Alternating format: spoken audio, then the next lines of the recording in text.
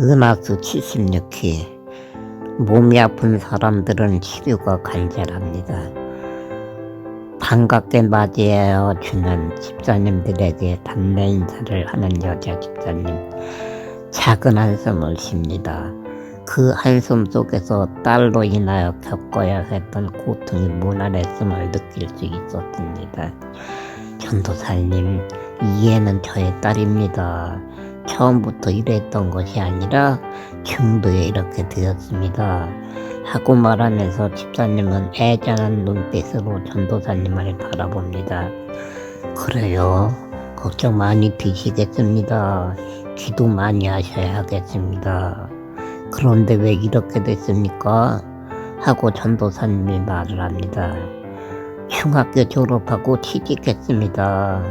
2년 동안 직장 생활을 잘했는데 3년 전에 직장에서 무슨 큰 충격을 받았는지 이렇게 아무것도 모르는 딸이 되었습니다. 하고 말하며 집사님은 다시 한숨을 쉽니다. 전도사님이 그래요. 무슨 일인지 전혀 모르시겠습니까? 하고 또 질문을 했습니다. 네, 말을 해야 알지요. 이렇게 정신이장자가 돼서 말도 하지 못합니다. 그래서 때로는 원망도 많이 했고 어찌해야 좋을지 생각만 하면 할수록 눈앞이 캄캄할 뿐입니다.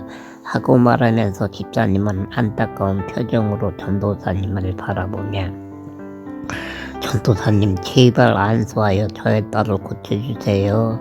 하고 말하며 애원의 눈빛으로 전도사님을 바라봅니다. 성도님들도 기도를 멈추고 두 사람의 대화를 듣고 있습니다. 그러세요. 참으로 안타까운 일이네요. 그러면 집사님 치료는 해보셨나요? 그러며 전도사님, 저의 딸인데 오죽하겠습니까? 어떻게든 고쳐보려고 있던 돈과 밥까지 받아서 병원은 물론 좋다는 곳은 모두 찾아다니며 약도 해먹이고 했지만 차도가 없어서 이제는 지쳐버렸습니다. 하고 집사님은 말합니다. 전도사님과 어머니는 진진한 대화를 나누고 있지만 딸은 여전히 눈을 한 번도 깜빡이지 않고 한 곳만 응시하고 있습니다. 이 부정하게 생긴 자네, 무슨 병으로 숨만 쉬는 인생이 된 것인지 안타까웠습니다. 집사님과 대화를 끝낸 전도사님, 자매님을 안타까운 표정으로 바라봅니다. 잠시 후, 자, 내 눈을 봐요. 나를 똑똑히 쳐다보라고 하고 말합니다. 그러나 자매님은 무관심입니다. 말을 알아듣지도 못하는 것 같습니다. 나를 보라니까, 나는 하나님의 종이라고 나를 봐. 하고 말하면서 전도사님의 옆으로 서 있던 자매님의 손을 이끌어 앞에 세웁니다. 그제서야 자매님은 전도사님을 바라봅니다. 하나님 종인 내가 무섭지? 말해봐, 내가 무섭지? 전도사님은 3번을 말을 반복합니다. 자매님에게 조금 반응이 보입니다. 무슨 말을 하고 싶은 듯이 입술을 몇 번 움직입니다. 그러나 말소리는 나오지 않습니다. 문제는 전도사님입니다. 환자를 대하는 얼굴에는 자신이 없어 보입니다. 기도합시다. 여러분도 이 성도님으로 해서 같이 기도해 주시기 바랍니다. 전도사님은 성도님들에게 통성 기도를 부탁합니다. 자매님 머리와 어깨에 손을 얹고 기도합니다. 성도님들도 통성으로 기도합니다.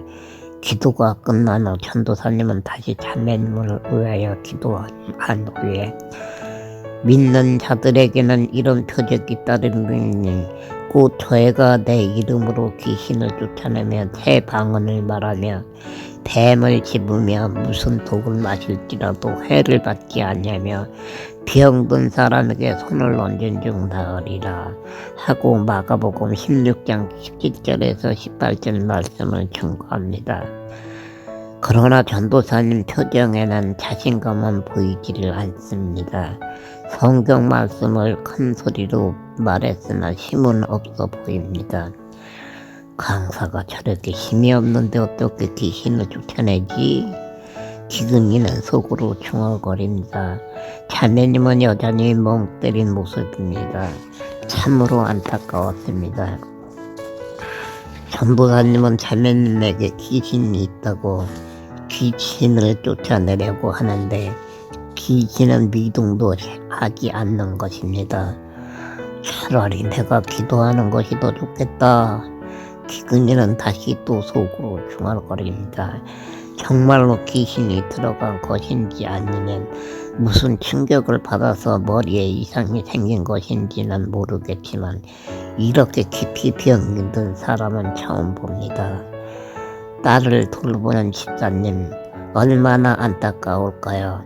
성폭행을 당했는지 아니면 묵직한 물건에 머리를 맞아 잘못된 것인지는 모르겠지만 너무도 애처로운 모녀의 모습입니다. 집사님 앞으로 딸의 기도 많이 해주십시오. 조금 전보다는 더 좋아지지 않았습니까? 하고 전도사님은 어머니에게 말합니다.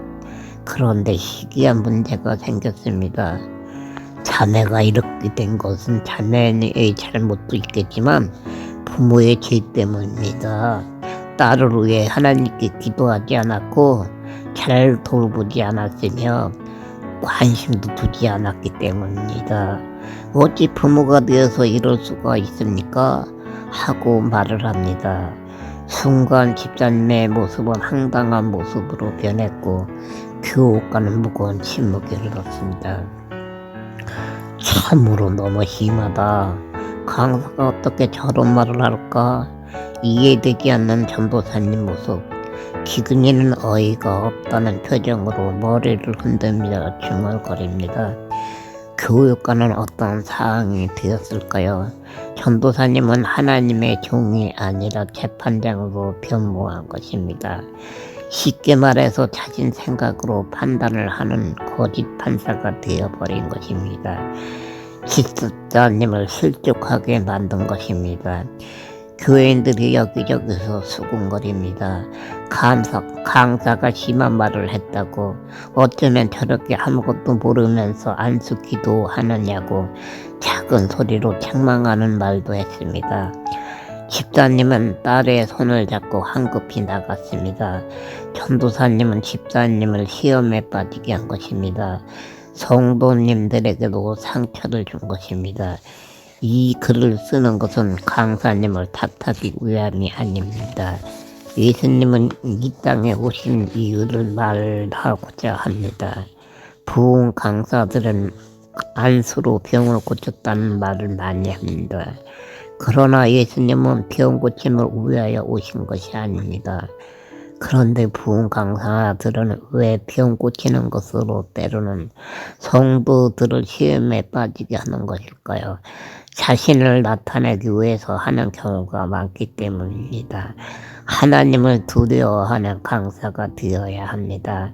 하나님의 진리를 아는 성도들이 되어야 시험에 빠지지 않습니다. 오늘날도 부흥성회를 가면 부흥 강사님들이 병 고침을 강조합니다. 문제는 무엇일까요? 하나님의 능력보다는 자신들을 나타내고자 하는 마음입니다. 신실한 강사님들도 많이 있지만 더러는 자신의 자랑을 나타내려고 하여 문제가 만들어지고 있습니다. 몸이 아픈 사람들은 치료가 간절합니다. 병이 치료되기를 기도합니다. 강사의 말에 기적의 체험을 안고 싶어합니다. 병 고침, 하나님의 능력은 믿음에서 나옵니다. 하나님의 기적은 믿는 믿음 안에서 나옵니다. 안수 기도로 성도의 마음을 잡으려고 하지 말아야 합니다. 하나님을 두려워해야 합니다.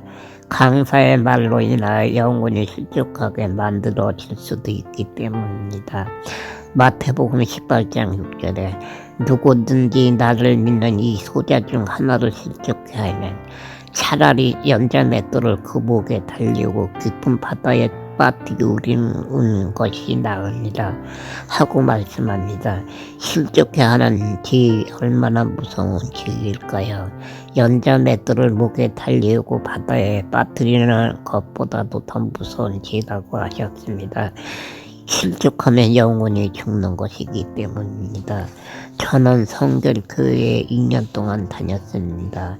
예배가 끝나면 교육관에서 시간을 보내다 오후 예배를 드리고 집으로 가고 했습니다.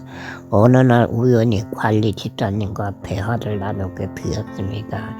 제가 알지 못하는 남자가 교육관에 들어오더니 저의 옆에 앉았습니다. 저는 교회의 관리 집사입니다. 잠시 쉬다가 가겠습니다. 하고 말하며 양해를 구했습니다. 자신은 깊은 사연으로 하나님을 영접하게 되었다고 했습니다. 일면 일식도 없었던 사람인데 이야기 보따리를 꺼낸 것입니다. 77회에 계속됩니다.